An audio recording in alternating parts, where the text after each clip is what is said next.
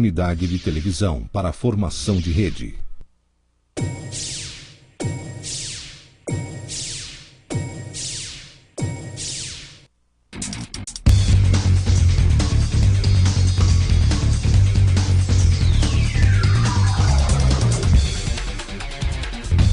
Boa noite, amigos. Começando aqui mais um Esporte na TV. Noite dessa segunda-feira, né? Falando do clássico Grenal e também das questões do Canoas, Estância Velha, Aimoré, Sapucaiense, Cerâmica, Cruzeiro, enfim, os times da nossa região.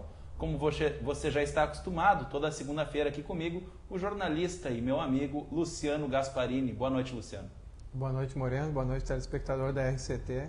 Segunda-feira sempre é um dia bom, né? Pós-jogos, e ainda mais especial essa segunda-feira porque vem de um Grenal, então o debate promete ser bom. Né? Verdade, bastante assuntos aí pela frente no Esporte na TV.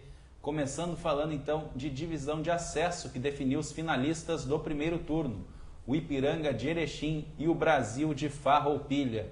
Enquanto isso, né, o Canoas espera a decisão para daqui 2 semanas aí sim iniciar a disputa do segundo turno. Mas para esse primeiro turno, Luciano, temos uma decisão aí entre 2 equipes tradicionais do estado e quem vencer, né, estará garantido já na primeira divisão do ano que vem. Temos algum palpite aí entre Ipiranga de Erechim e Brasil de Farroupilha? Foram 2 adversários, Moreno, que o Canoas enfrentou, né, nessa primeira fase, 2 adversários difíceis, né, que impuseram goleadas aí no Canoas. Mas eu acredito na força do Ipiranga. Se tiver que apontar um favorito, eu acredito no Ipiranga, que tem mais tradição, apesar do bom trabalho do Suca, que vem fazendo à frente do Brasil de Farroupilha. O Brasil, que há várias temporadas já vem chegando, vem se aproximando, e desta vez chegou à disputa do título do primeiro turno, que pode dar a vaga, né? A torcida lá em Farroupilha vai apoiar muito, é uma equipe que conta muito com o apoio da torcida sempre. Tem um apoio de patrocínios forte, Farroupilha é uma cidade rica em investimentos. Então, mas eu acredito na força do Ipiranga. Eu acho que o Ipiranga leva uma certa vantagem, até pela campanha que fez no primeiro turno. Uma equipe que já veio acertada desde as primeiras rodadas da competição. Ao contrário do Brasil, que veio forte até no início, mas depois ele veio com uma queda de rendimento, né? Então eu apontaria aí o Ipiranga como favorito para essa decisão. O ruim, podemos dizer assim, se é que há como piorar as coisas para o Canoas, é que as 2 equipes são do outro grupo, Luciano.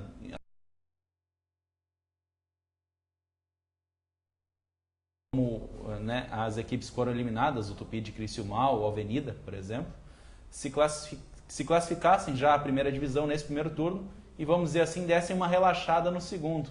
Agora, então, o Canoas terá apenas adversários ali suando a camiseta em busca de uma vaga. Isso também vai acirrar ainda mais a disputa no Grupo A nesse segundo turno, né, Luciano?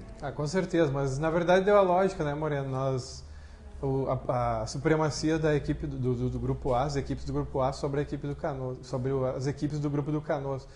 E aí deu a lógica, chegam Brasil e Ipiranga, que se sobrepujaram as outras equipes que chegaram por causa dessa questão aí do formulismo, né? Se tivesse o confronto direto e que definisse, por exemplo, os 8 melhores, pelo que se mostrou aí na primeira fase, não seria surpresa se chegassem os 8 do Grupo A, porque o grupo do Canoas mostrou uma fragilidade muito grande. Não sei se vencesse algum adversário aí do próprio grupo do Canoas, se surtiria algum efeito em termos de facilidades aí, porque o próprio Canoas, né, já vem enfrentando dificuldade no seu próprio grupo. Agora a gente pode até falar um pouquinho aí do Canoas, que vem se preparando para esse segundo turno. Eu conversei hoje com o Diogo Bahia, que é o lateral direito da equipe, e ele se mostrou bastante satisfeito aí com o trabalho do Marcelo Tigarriga, fazendo uma comparação, eu estou fazendo a comparação aí com o trabalho do Sedenir, um trabalho de campo já, digamos assim, muito mais moderno, mais atual, e até assim a gente vê um distensionamento em relação ao grupo de jogadores, né? O Marcelo tem uma proximidade muito maior, a forma de trabalhar dele deixa ele muito mais próximo do grupo de jogadores. Isso pode render alguns frutos aí no segundo turno, porque a gente sabe que essa relação de trabalho é importante do treinador e jogadores. E enquanto que no primeiro turno o Sedenir se desgastou com alguns atletas, que é a forma de trabalhar dele mais rígida, né, que acabou não dando certo. Eu conversei também esses tempos com o Marcelo, e o foco está realmente na primeira partida contra o Tupi em Criciúmal. Ali será um jogo chave para o Canoas, pois se o Canoas vencer, ele vai ter 2 jogos consecutivos em casa. Então poderia ir, quem sabe, encarreirar 3 vitórias, o que daria um novo ânimo à equipe. Praticamente já garantiria a classificação às quartas de final, que seria muito bom para o Canoas, né? Uma equipe que entrou aí para não ser rebaixado, talvez aí conseguindo avançar às fases finais.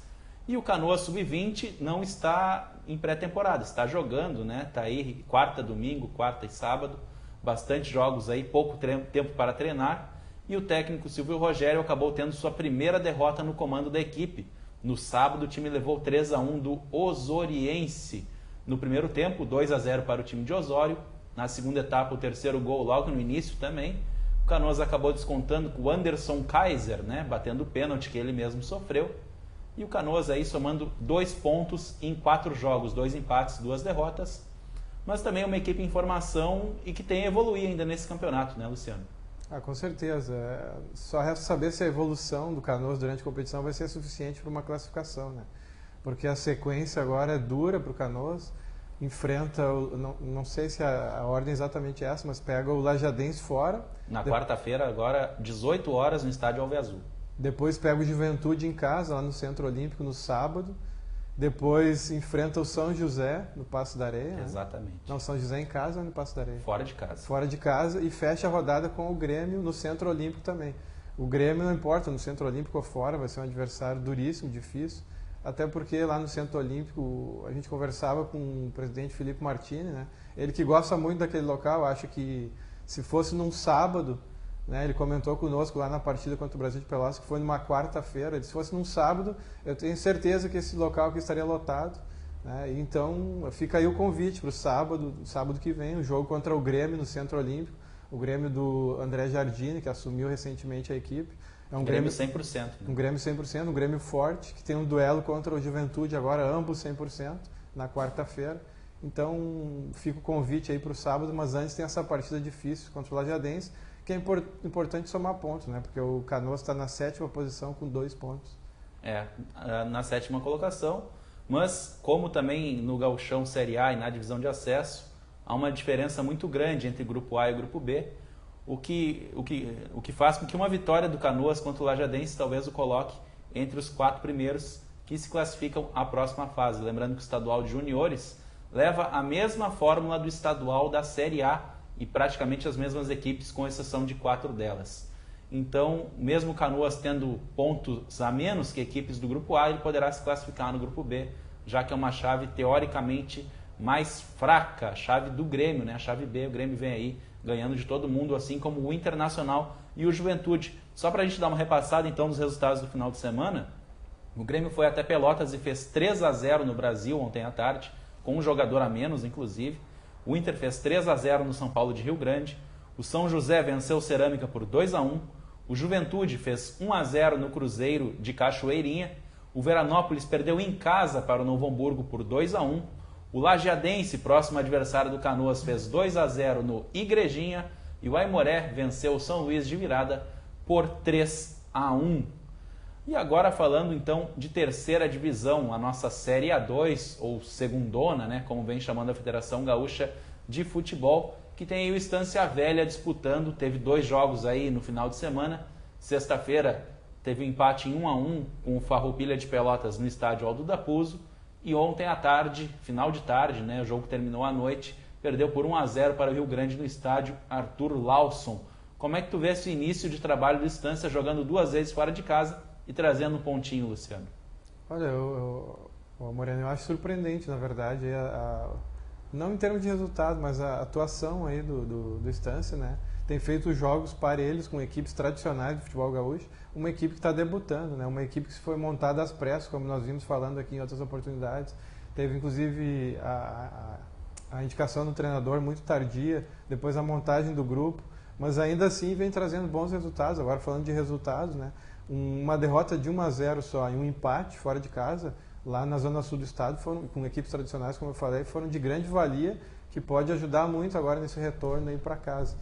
Para casa em termos, né? Porque a equipe agora vai para Encantado, que é o local onde vai mandar os jogos.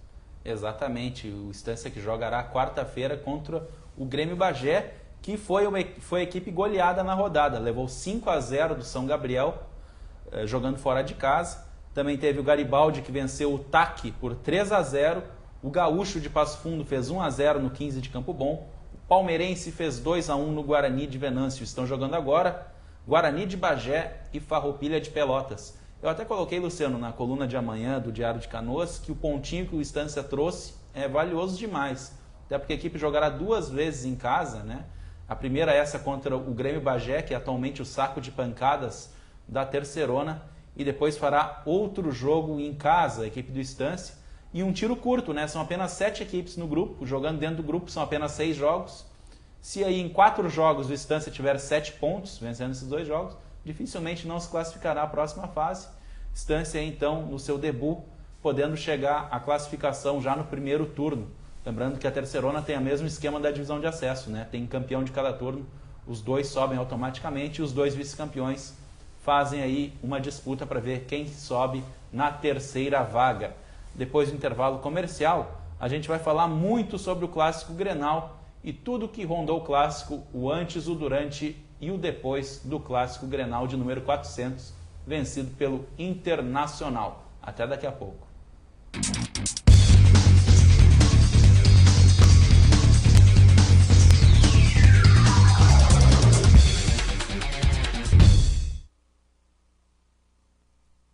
Essa é a RCT, Rede Comunidade de Televisão.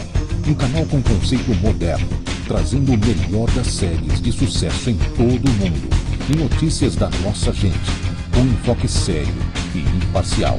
Telejornalismo regional, com as notícias das cidades de abrangência da RCT.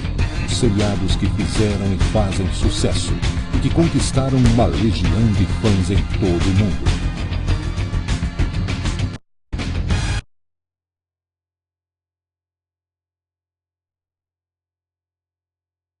Smallville.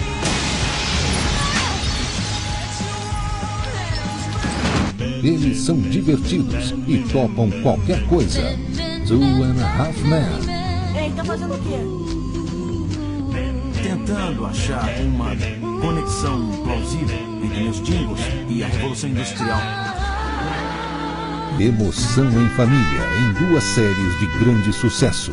As aventuras da família Walton. Você pode ir buscar. Eu vou com eles para casa.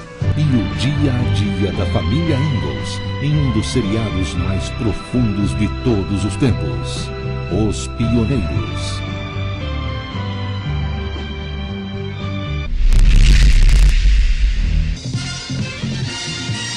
Os Patrulheiros da Califórnia em grandes aventuras. X. O que aconteceu? Sei lá, num minuto eu estava assim pertinho de botar as mãos em cima dele, aí puf! Eles são um esquadrão de elite e não levam desaforo para casa. Esquadrão Classe A. Don't matter. I'll walk before I fly. Hannibal, look. Os mistérios deste e de outros mundos investigados por 2 agentes do FBI. Arquivo X. Esta não é uma de suas teorias de arquivo X, é? Ele encontra saída para todas as situações de perigo. MacGyver. Por quê? Bom, acho que eu sempre fui muito supersticioso. Os melhores seriados de todos os tempos estão aqui na RCT. Um canal feito para você. Aqui você se vê na TV.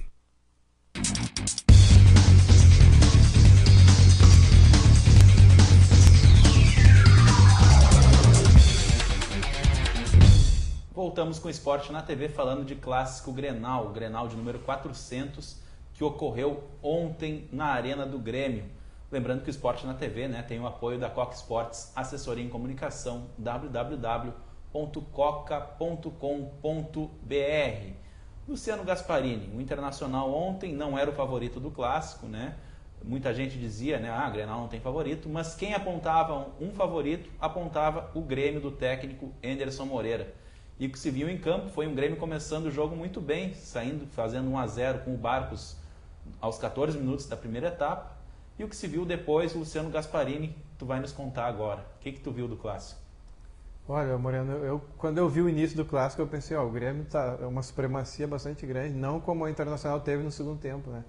Mas eu pensei, olha, o Grêmio realmente está conseguindo apresentar aquele futebol convincente, envolvente, e o Internacional, embora esteja disputando a Libertadores da América, um adversário forte, né, um adversário, seu tradicional rival, eu pensei, olha, o Grêmio está encaminhando aí, de repente, o título, teve até a oportunidade para fazer mais gols com aquele lance do Riveiros, aquela meia bicicleta, e ainda teve depois um outro lance do Riveiros, que invadiu a área pela direita e chutou por cima, né.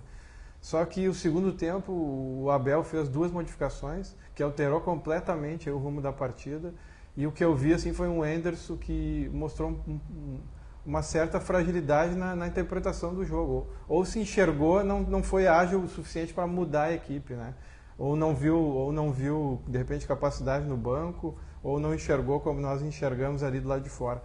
Mas o segundo tempo foi totalmente do Internacional, impressionante a mudança que teve tática na partida. A superioridade do Inter no segundo tempo foi muito maior que a que o Grêmio teve no primeiro. Então, em primeiro lugar, é importante que se diga que foi completamente justo o placar do Grenal. O Internacional mereceu vencer pelo segundo tempo que fez. O Grêmio, quando teve a supremacia, produziu o suficiente para fazer um gol, até poderia ter feito, mas eu acredito que ficou de bom tamanho aquela vitória, e o Internacional fez por merecer também os 2 gols, como poderia ter feito mais, né? E aquilo que eu vinha falando ali, o Henderson, com a alteração com a entrada do Alan Patrick no lugar do Jorge Henrique, que não quero ser oportunista aqui, mas é algo que a gente já vem falando há algum tempo. E o Abel colocou no segundo tempo o time titular que a gente já vem falando aqui há bastante tempo, que é um jogador de velocidade no lugar do Jorge Henrique, que pode ser, na minha opinião, o Otavinho, só que ele está voltando de lesão, ou o próprio Alan Patrick, aí, que é um jogador que já vem demonstrando capacidade nesse ano. Então, e a entrada, o ingresso do Hernando no lugar do Juan, dando uma juventude para a equipe, dando uma solidez defensiva, embora o Juan viesse bem na partida. Então, com essas alterações aí, o Internacional foi muito superior. Ele colocou o Arangues mais para o lado, naquela linha de 4, mais aberto, e o Alan Patrick começou a dominar as ações no meio de campo. Um jogador rápido, com velocidade, envolvente, fazendo troca de passe, né? Então, o Internacional envolveu completamente o Grêmio e mereceu vencer, né? Quanto às alterações do técnico Anderson Moreira, tu comentou aí sobre as alterações do Abel Braga, que foram felizes. Até houve mais uma no fim, né? A entrada do Igor no lugar do Alex, mas ali uma modificação mais para segurar o jogo. Tu falaste das 2 na defesa e no meio de campo com a entrada do Alan Patrick. Mas o Anderson Moreira, o Grêmio sofreu o gol de empate e acabou sacando o Dudu do time, que na minha opinião estava sendo o jogador mais perigoso do ataque do Grêmio, e colocando o Alan Ruiz, um jogador completamente diferente, um jogador pensador ali no meio de campo. Depois, já perdendo o jogo, ele colocou o Janderete, né, na frente, sacando o Luan do time. O Luan, que apesar de não ter repetido as grandes atuações dos últimos jogos, também oferecia perigo à zaga do Inter, né? Assustava ali os zagueiros colorados. E também teve mais uma alteração, que agora não me recordo. Foi o Janderete no final. O Janderete no lugar do Luan, não foi? Exatamente. E essa que eu citei do Alan Ruiz, também, que acabou entrando. O que tu achou assim? Era o momento de tirar um jogador, um avante, para colocar o Alan Ruiz? Ou talvez tirar um dos volantes ali, já que o Grêmio estava ali meio trancado no meio de campo? Moreno, que é fácil falar depois do que aconteceu, né? Eu, pensando com a cabeça do Henderson, eu acho que ele entendeu o seguinte: o Grêmio vinha sendo dominado no seu meio de campo. Embora o Dudu faça essa composição, voltando ali, fechando nessa linha de 4, ele é um jogador que joga aberto pelo flanco. E o Alan Ruiz entrou mais para tentar povoar e igualar numericamente o setor de meio de campo. Foi o que acabou não conseguindo fazer, né? Porque o Alan Ruiz é um jogador que, embora feche o meio de campo, ele joga avançado. E o Grêmio não conseguiu conter. E, na verdade, assim, o Henderson mostrou uma contradição com a convicção que ele vinha apresentando. Quer ver? Primeiro ele tirou o Dudu para botar o Alan Ruiz. Aí eu vejo que ele é uma convicção dele, porque nós mesmos falávamos, ou joga Alan Ruiz ou joga Dudu na Libertadores, lembra? Então eu acho que ele tentou aí fortalecer o meio de campo fazendo essa troca. Eu acho que aí eu não vejo uma contradição em relação ao que ele vinha fazendo. Mas quando ele coloca o Maxi Rodrigues primeiro, em detrimento do Deret, eu acho que ele entrou em contradição, porque nós todos já vínhamos falando aí que o Jean Deret tinha entrado bem em algumas outras partidas e tomou a frente aí em relação à disputa da posição. E aí eu não sei por que ele colocou o Max antes do Jean Deret. Eu acho que ele viu que não deu o resultado que ele esperava e acabou colocando um jogador. e botou 3 jogadores que jogam avançado, né? E aí o Grêmio continuou perdendo o meio de campo, continuou sendo dominado, porque o setor de envolvimento do Inter era quase já na intermediária gremista, onde esses jogadores aí que entraram não iam ajudar defensivamente. Quem domina aquele campo ali, quem domina aquela parte ali pelo lado do Grêmio é o Edinho, o Riveiros e o Ramiro, né? Então, e aí até o Anderson no final da partida, na coletiva dele, falou a questão física e falou da questão da juventude. Eu queria tocar nessa questão física da seguinte forma: o Grêmio mesmo optou por esse planejamento de colocar a equipe, que é uma equipe em formação. Então fica estranho o próprio Grêmio reclamar disso. O Internacional usou uma filosofia diferente que nós criticamos aqui, que eu critiquei, de que foi colocar o time uma vez por semana enquanto precisava de entrosamento. Só que o Internacional chegou, né, esse é um mérito do Internacional, chegou de repente chegou melhor fisicamente no Clássico, enquanto o Grêmio vem disputando 2 competições paralelas, optou por botar o time sábado, quarta e domingo, chegou desgastado, mas aí é uma opção que o próprio Grêmio fez, então acho que não passa por aí a derrota. Acho que foi a questão tática, principalmente do segundo tempo, que determinou a derrota gremista. E agora o Internacional se prepara aí para o jogo de inauguração do Beira-Rio contra o Peñarol no sábado, terá as festividades aí desde sexta-feira acontecendo, pois o Clássico Grenal é só no outro final de semana do dia 13, provavelmente no Beira-Rio, né? Podendo ainda ser em Caxias do Sul, dependendo aí da liberação do Corpo de Bombeiros, Ministério Público, enfim, toda aquela ladainha que a gente já ouviu aí diversas vezes. Mas o Grêmio terá 2 jogos antes desse Grenal, os 2 jogos decisivos da Libertadores. O Grêmio enfrentará agora quarta-feira, inclusive já viajou hoje, o Nacional de Medellín, e depois, na outra quinta-feira, vai enfrentar a equipe do Nacional do Uruguai na Arena para ir tentar se classificar à próxima fase da Libertadores da América. Luciano, tu acha que o Anderson poderá mudar alguma coisa nessa equipe do Grêmio? Eu ouvi muitos torcedores criticando a atuação da zaga, especialmente do zagueiro Werley, alguns pedindo inclusive o retorno do Bressan. Tu acha que o Anderson pode repensar essa situação? Eu acredito que não. Acho que ele deve começar o jogo lá na Colômbia com a mesma equipe que começou o Grenal. Até porque assim, não dá para fazer terra arrasada. É uma equipe que vem atuando bem. É uma equipe que ainda está em formação. Até o Cuba falava aqui no programa anterior, ele discorda da minha tese. Ele acha que o Grêmio já está completamente formado. Mas uma equipe se forma assim completamente no seu padrão de jogo aí com 2, 3 meses de atuação. Não é o tempo que temos aí com o Anderson à frente do Grêmio. Então acredito que o Grêmio ainda deve evoluir mais, né? Tem essa questão aí do posicionamento defensivo. Eu acho que o Erlen ainda é superior ao Bressan, ele deve ser mantido. Eu acho que o problema está no posicionamento e não exatamente no nome do atleta. O Grêmio, é bom lembrar, tomou o gol de bola aérea contra o Brasil de Pelotas, né? Já tinha tomado aquele gol de cabeça do Gustavo Papo. Tomou 2 no Grenal e também havia contra o São Paulo, lá em Rio Grande, também havia tomado gol com a bola alçada na área, embora não tenha sido de cabeça, mas foi uma bola alçada entre a defesa do Grêmio. Então o Grêmio precisa corrigir esse posicionamento.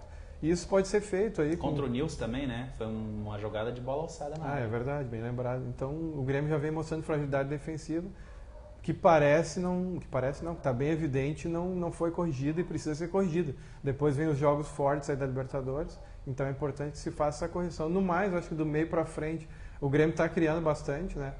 Contra o próprio Internacional, que é uma equipe forte, o Grêmio criou bastante oportunidades, aí poderia ter feito mais de um gol como fez. Eu acredito que o Grêmio dificilmente entregará essa classificação, já que mesmo perdendo para o Nacional de Medellín, ele chegará, sim, em terceiro lugar, caso perca para o Nacional de Medellín, na última rodada. No entanto, ele jogará em casa contra um time eliminado, enquanto as outras 2 equipes, os 2 primeiros colocados, vão se enfrentar na Argentina, né? O Nils aí tendo a possibilidade de vencer o Nacional e se classificar. Então, dificilmente isso irá ocorrer, mas com certeza é importante que o Grêmio consiga um bom resultado na quarta-feira fora de casa, para que consiga o primeiro lugar do grupo e assim talvez enfrente um adversário mais fácil na próxima fase da Libertadores, as oitavas de final. Agora, Luciano, 2 pontos para a gente encerrar o Esporte na TV de hoje, que foi, primeiro, a atuação do Leandro Voaden. Algo a destacar? Destacar positivamente, né, Moreno? Um clássico sempre é um jogo difícil de se apitar, e ele foi muito bem, ele e todo o restante dos 4 colegas dele de arbitragem, que era um quinteto, né? Então, destacadíssima a arbitragem, não tem nada para falar, ele foi bem disciplinarmente, foi bem tecnicamente. Algumas pessoas falaram, vou citar 2 lances aí, que foi o carrinho do Williams no Riveiros. Eu achei que o amarelo aí está de bom tamanho, foi uma jogada forte, mas eu acho que não era suficiente para cartão vermelho. Acho que no início da partida o próprio Riveiros deu uma entrada parecida no D'Alessandro, não é mesmo? E o clássico é um jogo diferente. Se tu começar a aplicar cartão amarelo em toda jogada dividida, em toda uma falta um pouco mais forte, ele é um jogo que precisa ser conduzido um pouco mais com diálogo, com imposição física do árbitro, com presença próxima dos lances, mas não aplicando cartão amarelo a todo momento. E depois teve aquele outro lance no final, com quase no encerramento da partida, do Wendel e do Gilberto. Eu também acredito que o amarelo ficou de bom tamanho. Alguns colorados reclamaram que o Wendel deu um pontapé por trás, mas no início da jogada ele leva um safanão, digamos assim, na nuca, né? Só que o clássico já estava finalizando, não tinha necessidade de expulsar os 2 jogadores. Eu sempre acredito muito no bom senso, não dá para aplicar a regra. Se começar a dar cartão vermelho em todo lance que é necessário, que há um rigor, aí, principalmente no clássico, acaba sempre com menos jogadores. Não era, eu acho que o Voaden usou o bom senso, aplicou o cartão amarelo e conseguiu conduzir um bom tom, e cartões amarelos aplicados com critérios, né? Ele foi rigoroso. Para aplicar o cartão, tinha que ser uma falta bem rigorosa, e foi assim do início ao fim. Ele manteve o procedimento, o padrão na arbitragem dele. Então, assim, nota 9, aí, beirando os 10 para o Leandro Voaden. E agora 2 questões negativas do clássico, né? Uma de cada lado. Primeiro a questão do racismo, né? O Paulão diz ali que foi ofendido, né? Teve até testemunhas da imprensa ali que presenciaram o ato de um torcedor gremista, apenas um torcedor, né? Incitando ali o jogador Paulão, que teve passagem pelo Grêmio, mas o jogador já se manifestou dizendo que não vai ir adiante. No entanto, o Ministério Público requisitou que no máximo 3 dias o Grêmio entregue as imagens para o Ministério Público avaliar, né, possíveis sanções ao Grêmio e a este torcedor. Como é que tu vê essa situação do racismo aí já se tornando rotineira, né, Luciano Gasparini? Já está muito chato, né, Moreno? A gente tem que vir aqui, a gente se entusiasma aqui para vir debater sobre futebol, que é uma coisa que a gente gosta, e tem que falar sobre erros de arbitragem, que até nesse Grenal não teve, mas aí tem que falar sobre racismo, sobre violência, sobre briga de torcida, sobre depredação, que tu vai tocar agora adiante. Então, assim, é lamentável, o Grêmio tem que identificar esse torcedor e tem que ter uma punição severa, rigorosa, uma punição exemplar, não como a Conmebol fez agora no caso Tinga, que arbitrariamente determinou que que o Real Garcilaso tem que pagar 12 mil reais e fica por isso mesmo. Então, é lamentável, assim, tem que ser exemplarmente punido esse torcedor. E a questão da depredação, né? Cerca de 50, parece 49, se não me engano é o número exato, cadeiras depredadas na Arena do Grêmio. A torcida do Brasil de Pelotas já havia feito o mesmo no meio de semana, agora a torcida do Internacional, não pela primeira vez, pela terceira vez, né? Foi à Arena e acabou danificando ali o patrimônio do Grêmio, e a conta caberá ao Internacional pagar, né? Isso aí também é outro episódio lamentável, que a gente não gosta de vir tocar, mas infelizmente acontece. Lamentável e, vamos dizer assim, burro, né? Sim, e eu acho que o mais insano ainda, vou usar essa expressão, é o torcedor do Internacional que tirou uma foto. Eu não sei o que o cidadão vê, ele depreda e tira foto ainda com o patrimônio quebrado na mão e ainda fica se vangloriando desse ato aí. Então, tem que ser punido também rigorosamente aí pelo clube, principalmente pelo Internacional. Não sei se já foi identificado como associado, mas fazer que nem o Brasil de Pelotas fez lá, que simplesmente suprimiu aí da lista de associados o torcedor que fez aquele ato. Então tem que também ser punido rigorosamente. Infelizmente, até andei falando aí nas redes sociais, isso aí vai se repetir lá no Beira-Rio, se for o jogo no Beira-Rio, porque a torcida do Grêmio não vai deixar barato, infelizmente vai acabar depredando. E a gente o ideal, né, até uma dica para a torcida do Grêmio, né, talvez ficar conhecida como diferente, né, talvez ir lá no Beira-Rio, respeitar. A gente sabe que é complicado, né, o pessoal está bastante mordido com essa situação, mas seria algo interessante, né, poder dizer, não, nós somos civilizados, né, teria essa oportunidade, mas não, parece que a torcida da dupla Grenal prefere se nivelar por baixo, né. Um faz uma coisa de ruim e o outro vai lá e copia. E até porque, assim, não generalizando, mas normalmente os torcedores que vão no estádio adversário, que são em minoria, são os torcedores mais fanáticos, torcedores que acabam se misturando a alguns marginais, porque quem faz isso aí não é torcedor de futebol, é marginal. Então, com certeza, o teu pedido é válido aí, só que, infelizmente, não sei se isso vai acontecer. Então, a gente, infelizmente, está caminhando aí para um Grenal, para um clássico de uma torcida só, que está acontecendo agora lá em Minas Gerais, o que é uma pena, né? Eu que já fui, quando pequeno, a Grenais, que eu podia ficar numa torcida ou noutra, ficar em torcida em só apenas um cordão de isolamento ali. Hoje a gente tem que conviver com essa situação. E muito mais torcedores visitantes, né? A gente tinha estádio praticamente meio a meio naquela época. Não muito tempo atrás também tínhamos ao menos 15 mil torcedores, né? Rivais. Como era bonito ver o Grenal assim. Para fechar, Luciano, já dando boa noite para ti, agradecendo mais uma vez a tua presença. Inter campeão gaúcho?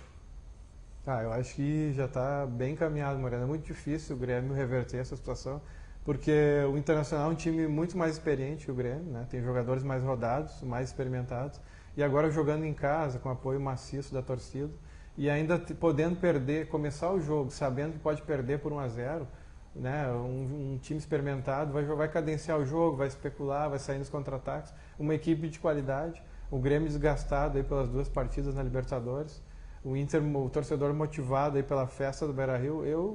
Eu acho muito difícil o Grêmio reverter, mas futebol a gente sabe, né? Em 2011 teve aquela reversão, o Grêmio ganhou dentro do Beira-Rio, o Inter reverteu lá no Estádio Olímpico, o Grêmio do Renato. Então possível mas eu acho muito difícil. Acho que o Inter aí bota a mão na taça aí para conquistar o tetracampeonato. Correto. Próxima segunda-feira, então, te aguardo. Muito obrigado mais uma vez, Luciano. Muito obrigado pelo convite, né? Eu já estava com saudade, porque eu vim às quintas-feiras dessa vez. Finalmente, o Sidney Jesus aí acabou assumindo o posto nas quintas-feiras. Verdade. Pessoal, então, amanhã eu volto com o Esporte na TV, às 20 horas. Provavelmente aí com o professor Jober, já que o Luiz vai ter uma reunião da Liga amanhã, que a gente trará os detalhes também durante a semana. Uma boa noite e até amanhã.